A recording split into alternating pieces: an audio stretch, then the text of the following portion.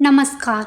अश्विन माह के कृष्ण पक्ष की दशमी को माता दुर्गा ने महिषासुर का वध किया था और भगवान श्री राम ने रावण दशानन का वध किया था।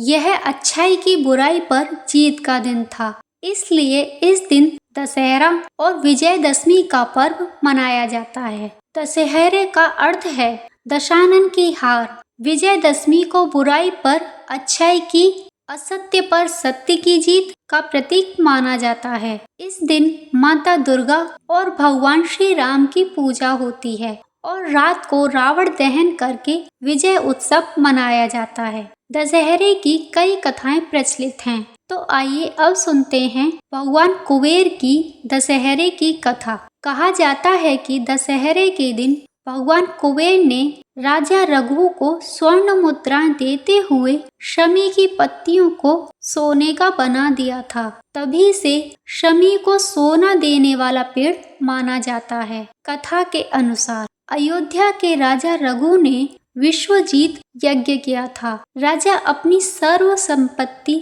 दान करके एक पर्णकुटी में रहने लगे थे। तब राजा के पास कौत्स ब्राह्मण का पुत्र आया। उसने राजा रघु से कहा कि उसे अपने गुरु को गुरु दक्षिणा देने के लिए 14 करोड़ स्वर्ण मुद्राओं की आवश्यकता है। तब राजा रघु स्वर्ण मुद्राओं के लिए भगवान कुबेर पर आक्रमण करने के लिए तैयार हो गए।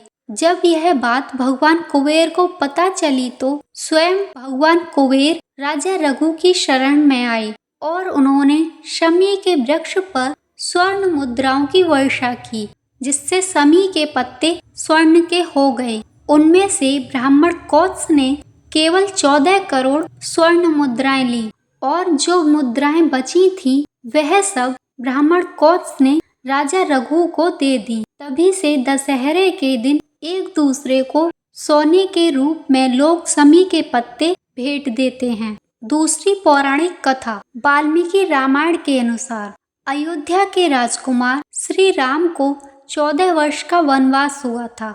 उनके साथ उनके भाई लक्ष्मण और माता सीता वन में गई थी। एक दिन माता सीता का अपहरण करके रावण अपने देश लंका को ले गया था। तब भगवान राम ने ऋष्यमूषक पर्वत पर अश्विन प्रतिपदा से नवमी तक आदि शक्ति माँ की उपासना की थी।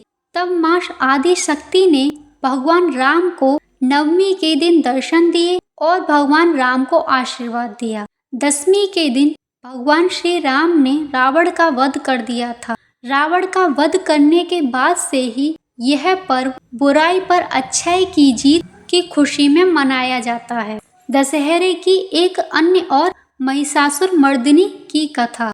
कहते हैं रंभासुर का पुत्र महिषासुर जो अत्यंत शक्तिशाली था, उसने ब्रह्मा जी की कठिन तपस्या की थी। तब ब्रह्मा जी ने प्रकट होकर कहा, हे वत्स, तुम मृत्यु को छोड़कर सब कुछ मांगो। महिषासुर ने सोचा और कहा, ठीक है प्रभु, देवता, असुर और मानव किसी से मेरी मृत्यु ना हो। किसी स्त्री के हाथ से मेरी मृत्यु निश्चित करने की कृपा करें।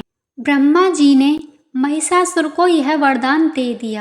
वरदान प्राप्त करने के बाद महिषासुर ने तीनों लोकों पर अपना अधिकार जमाकर त्रिलोकाधिपति बन गया। महिषासुर के अत्याचार से परेशान होकर सभी देवतागण त्रिदेवों ब्रह्मा, विष्णु और शिव जी के पास पहुँचे। तब ब्रह्मा, विष्णु और शिव जी तीनों देवताओं ने आदि शक्ति का आवाहन किया। तब त्रिदेवों के पुंज से माँ दुर्गा की उत्पत्ति हुई। हिमवान ने माँ भगवती की सवारी के लिए सिंह भेंट दिया था तथा अन्य सभी देवताओं ने भी अपने अपने अस्त्र शस्त्र माँ दुर्गा को दिए। तब देवी माँ भगवती ने देवताओं पर प्रसन्न होकर उन्हें शीघ्र ही महिषासुर के भय से मुक्त करने का आश्वासन दिया। उसके बाद माँ दुर्गा ने महिषासुर के साथ 9 दिन तक युद्ध किया। फिर 10वें दिन माँ दुर्गा ने महिषासुर का वध किया। महिषासुर का वध करने के कारण माँ दुर्गा को महिषासुर मर्दिनी कहा गया। तभी से आज के दिन विजयदशमी का उत्सव मनाया जाता है।